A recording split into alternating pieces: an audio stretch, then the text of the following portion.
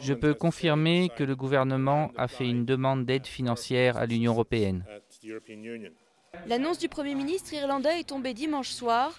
Brian Cowen a finalement décidé d'accepter un plan de sauvetage de l'Irlande financé par l'Union européenne et le Fonds monétaire international. Les détails du plan sont négociés depuis la semaine dernière. Pour résorber son déficit de 32% du produit intérieur brut, l'Irlande pourrait recevoir une enveloppe de prêts compris entre 80 et 90 milliards d'euros. L'État va devoir ajuster ses dépenses. Dit de manière simple, les banques irlandaises vont être de taille bien plus réduite que par le passé, afin qu'elles puissent à nouveau se tenir solidement sur leurs deux jambes.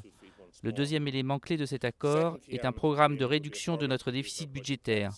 Pour être clair, le gouvernement va accroître les impôts et réduire les dépenses pour amener le tout à un niveau raisonnable.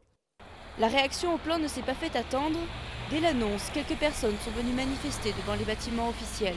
Lundi, les Verts, membres clés de la coalition au pouvoir, ont appelé à des élections anticipées. Accepter l'aide extérieure est largement vécu par la population comme une reddition, une capitulation du pays. C'est vraiment à vomir.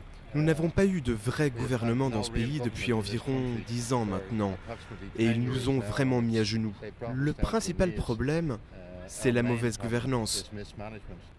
Ça va être très difficile en Irlande. Beaucoup de gens vont perdre leur emploi, mais on va s'en remettre, on va s'en sortir. La question est-ce que les gens vont apprendre de nos erreurs? Toute cette avidité, c'est déplorable. Pour les dirigeants de l'UE, en revanche, la pertinence de l'aide ne fait aucun doute. Il s'agit de sauvegarder la zone euro. Mais après la Grèce et l'Irlande, certains économistes craignent une fuite en avant.